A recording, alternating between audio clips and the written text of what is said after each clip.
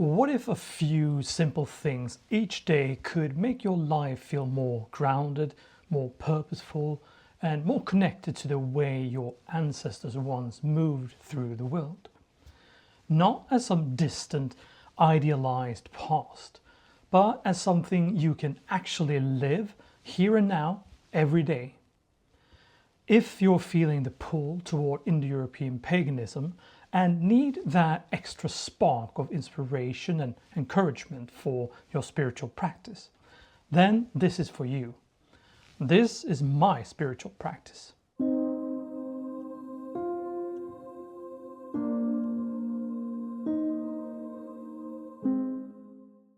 Online, you constantly see people talking about the big rituals and festivals, but at the same time, what we see very little of, and something I hear all the time from pagans, is what should I actually do?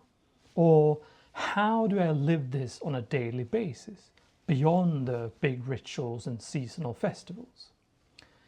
And that's a fair question. Because if you look at how our ancestors lived, the vast majority of their spiritual life, probably something like 99% of it, wasn't in grand ceremonies, but in the quiet, repeated acts of the home, the hearth, the everyday routines. And that's what this video is about. Not the rare, elaborate moments, but the living practices that can bring that same sense of connection, meaning, and continuity into your daily life, starting right where you are. I'll show you what my daily spiritual practice looks like from the moment I begin to the small rituals, habits, and mindset shifts that keep it alive and meaningful. You'll see how simple it can be, how little time it actually takes, and how you can start building your own practice right away. Important to remember here that it isn't how elaborate or impressive your practice looks. It's whether it's something you can actually return to day after day. A few consistent acts will take you much further than something complex that you only do once in a while. Important too that in the old world, like 99% of all spirituality was domestic and part of the everyday life.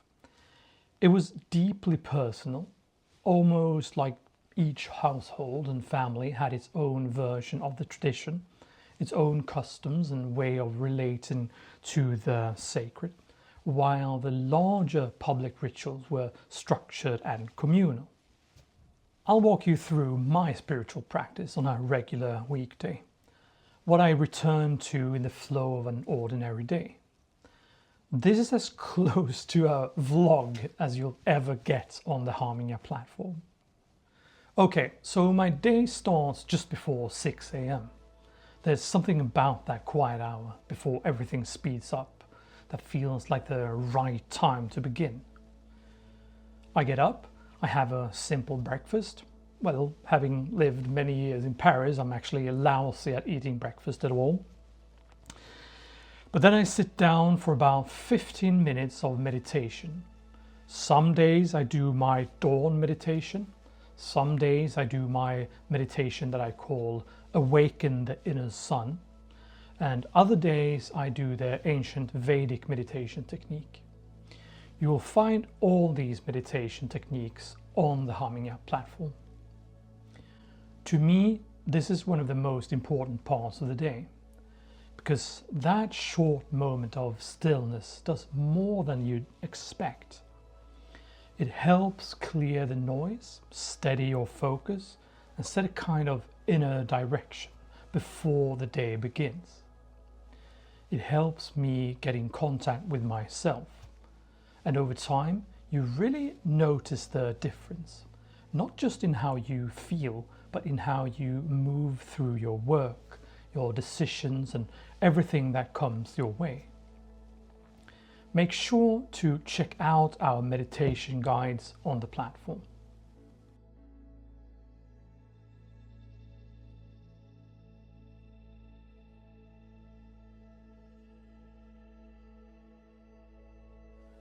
Next, I light the hearth, in this case the candle on the altar, and I offer barley grains to the hearth goddess and to the fire god. In Indo-European paganism, the hearth goddess should always be given to first and last. And fire is our first priest and the medium that transports our prayers and offerings to the divine kindreds. I think of and give thanks for the fact that the hearth goddess is the heart, the center and the guardian of the home and the family. After that, I take a few moments to reflect on the day ahead, who I want to be in it, how I want to carry myself, the kind of mindset I bring into my work, my interactions and the challenges I might face. And I also zoom out briefly to something larger, my sense of purpose, the direction I'm trying to move in, and ask how that actually shows up today. Not in some abstract, distant way, but in the concrete choices I'm about to make. It doesn't take long, but it creates a kind of alignment, so that the day isn't just something that happens to me, but something I step into deliberately. I then pour a libation and say prayers to the divine kindreds, the spirits of the place and home, the ancestors and the gods. I normally pour libations of water in the morning, since it's traditional to salute the sun and the day with water. But the night before I had finished and bottled my home-brewed mead, and I had some left, so that's what I poured this morning. I've written hundreds of prayers for the Harmonia prayer collection called Word Weaving, World Weaving. But the prayers I use the most in the mornings are these. Ho Source, radiant dawn, first light of the day, with your gentle touch you lead the way. Grant us strength and purpose true, to honor our duties, our hearts renew. Guide us in the pursuit of what is right. In your gentle glow we find our might. With each new morn, hope's gentle rise, grant us strength as the sun does rise. Radiant dawn, so pure and bright, gift us a new day with hope and light. Sun, ripen the fruits of our labor, illuminate our mortal hearts, dispel the shadows of doubt, instill the courage to face the challenges, show the path of righteousness and truth.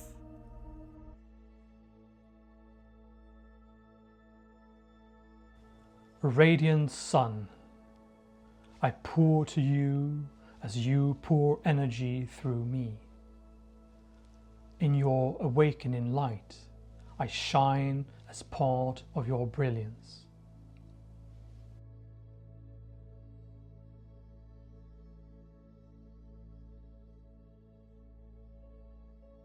I also light some incense as an offering, since the Shining Ones love beauty and fragrance. Note that I always circle my offerings clockwise, since that's aligned with their natural order.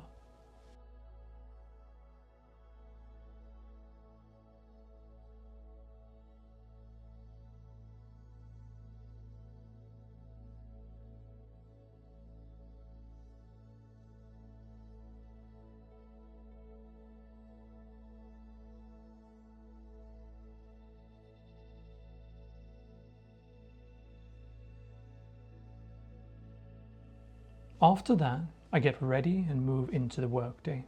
I work hard, there are meetings, calls, things to solve, responsibilities to carry.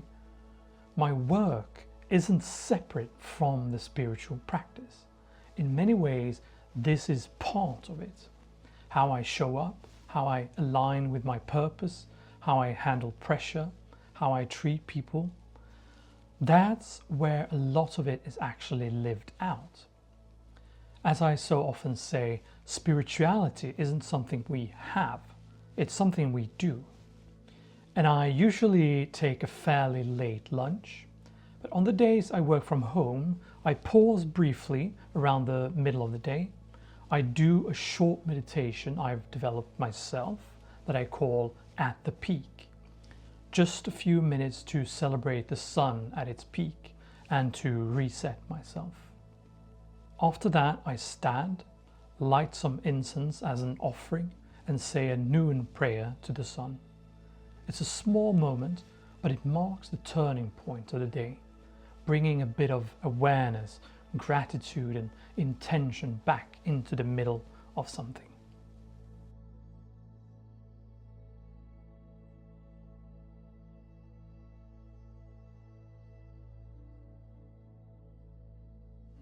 In the afternoon, I return to work for another 2 hours before stepping away for something I really value, my daily walk. Almost every day on my walk, I make my way to a small oak grove nearby. There's like 3 oaks. Over time, it's become a place of connection for me, a place where I've built a relationship with the striker god. So I stop there for a few moments just to ground myself, to step out of the noise of the day, and to consciously tap into the striker's force, his clarity and directed energy. A tangible kind of reset that carries me into the rest of the day with more focus and presence. Remember that the gods and the holy is where you invoke it and build a relationship with the divine. From there, I usually continue on to a few other spots that for me hold a certain energy, places I associate with different gods or local spirits. And on this particular day, I had brought something with me, the first of the mead I had finished bottling the night before. So I stopped, poured out a libation, a full bottle of mead, and offered it to the Sky Father and to the spirits of the place. A simple act, but one that ties what I make and what I do back into something larger than myself. After the walk, I return back to work, and more often than not, I end up working quite late, finishing things, following through, bringing the day to a proper close. When it's time for dinner, we gather as a family. Before we eat, we take a moment to give thanks to Mother Earth for what she's provided. And often we also invite the ancestors to join us there at the table, to be present in their own way. It's a simple act, that too, but it changes the atmosphere. The meal becomes something shared, something rooted. I also make it a habit to set aside a small portion of the meal, or at least something from the meal, some bread, rice, or a glass of wine. I keep it for later to be given as oblations and libations that night. In that way, the connection doesn't end with a meal, but continues into the final part of the day, and the divine kindreds know that they're part of our household and our family. After dinner, the chores and whatever else the evening holds, there comes a point where the day begins to settle. And that's when I turn to my evening worship. It's one of the most beautiful moments of the day, quiet and atmospheric, a natural closing. I light the hearth fire again and take a moment to thank and pray to the hearth goddess, first and last, as our ancestors said, bringing things back to the center of the home.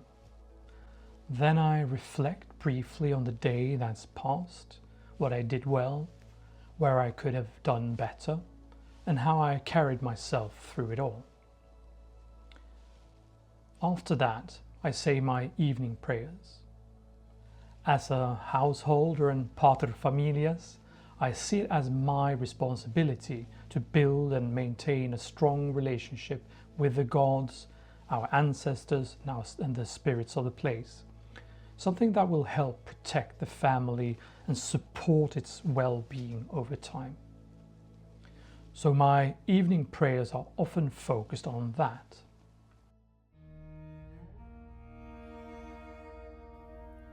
O shining ones, at sun's fiery retreat, may our sweetest song be carried on the winds to all of you in every direction.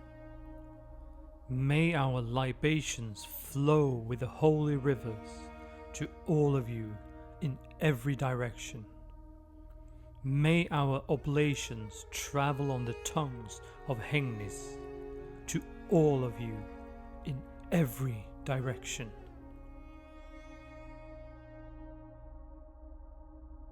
Hengnis, living flame, radiant one, dispeller of darkness. Our prayers are breaths feeding you. Be our place of sacrifice.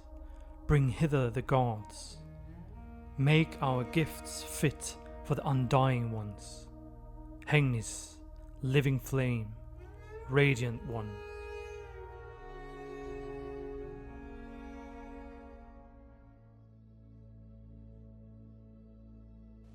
While praying, I pour out libations, in this case mead and a dark beer, and I offer barley cakes I baked the day before for this purpose.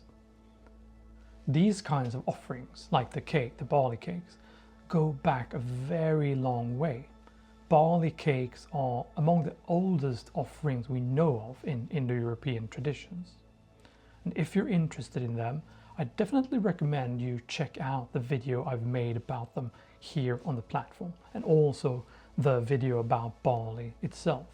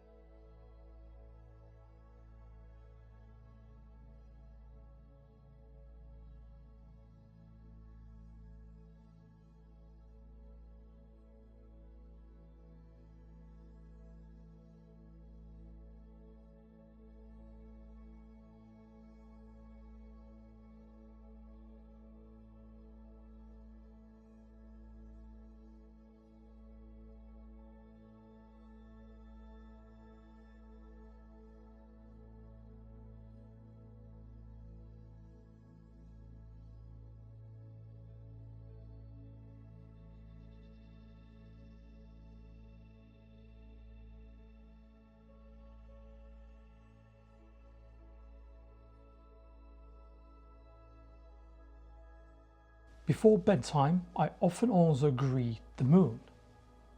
And with that, the day comes to a close, not just as something that passed, but as something that was shaped, acknowledged, and given back. O gentle Lord of moonlit grace, your wisdom guides, your soft embrace, your glow reveals the hidden way. With every step, in every sway, in gratitude our voices rise to honor you in moonlit skies. Accept our humble gift, we pray, for guiding us along our way. May not, with your silvery hue, accept our thanks, our reverence true. In shadows cast and pathways clear, your presence cherished, always near. So that's what my daily spiritual practice looks like, lived out across an ordinary weekday. Not as something separate from life, but woven into it, in the morning stillness, in the way I approach my work, in small pauses throughout the day, and in the rituals that open and close it. It's about consistency, intention, and building a real relationship over time. And if you're exploring Indo-European paganism and you're wondering how to actually live it day by day, I hope that this has given you both a clearer picture and some practical inspiration to start shaping your own practice, right where you are with what you have.